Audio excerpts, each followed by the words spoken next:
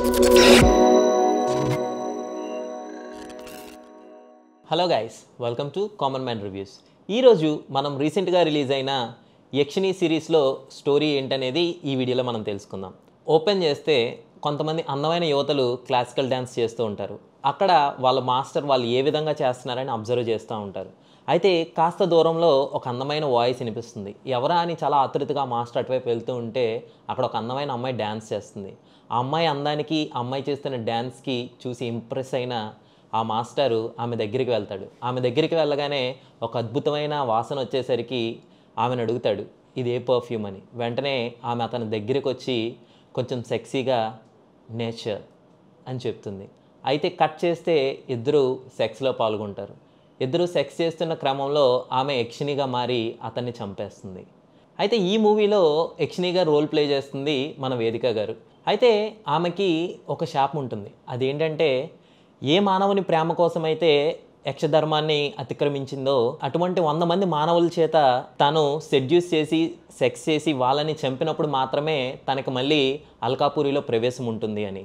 అయితే దానికి ఇంకొక షరతు కూడా ఉంటుంది. అదేంటంటే, తను చంపే ఆ 100వ వ్యక్తి ఎవరైతే ఉంటారో తను వర్జిన్ అయి ఉండాలని అండ్ తను చావుకు కూడా సిద్ధంగా ఉండాలని.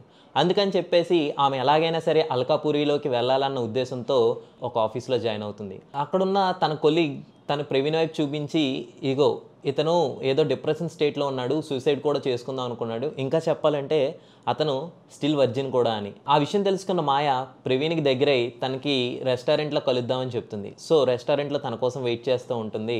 ప్రవీణ్ వస్తాడు. ఇద్దరు కలిపి డిన్నర్ చేసి బెడ్రూమ్లోకి వెళ్తారు. సో బెడ్రూమ్లోకి వెళ్తున్నప్పుడు ప్రవీణ్ కంగారు పడడం చూసి, ప్రవీణ్ని చూసి, నువ్వేం కంగారు పడద్దు, నువ్వు వర్జిన్ అని నాకు తెలుసు, మొత్తం అంతా నేను చూసుకుంటానులే అని చిన్న నవ్వుతో చెప్తుంది మాయ. అప్పుడు ప్రవీణ్ చెప్పాలా వద్దా అన్న మొహమాటంతో ఆమె వైపు చూసి, అందరూ అనుకున్నట్టు నేను వర్జిన్ అయితే కాదు, ఏదో ఆఫీస్లో బిల్డప్ ఇస్తుంటాను అంతే అని.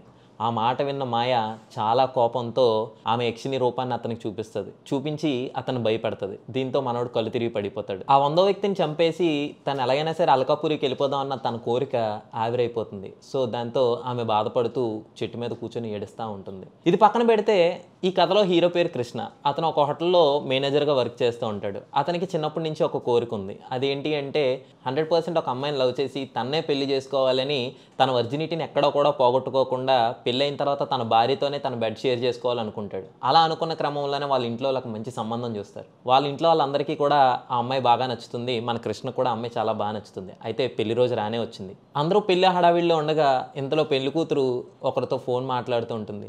నీకెందుకురా, పెళ్ళి ఈడితో అయినా సరే కాపురం మాత్రం నేను నీతోనే చేస్తాను అని. అయితే ఆ మాట విన్న హీరో, అదే మన కృష్ణ, గుండె అయి చచ్చిపోయి అంత పని అయిపోయి అక్కడి నుంచి ఏడ్చుకుంటూ వెళ్ళిపోతాడు.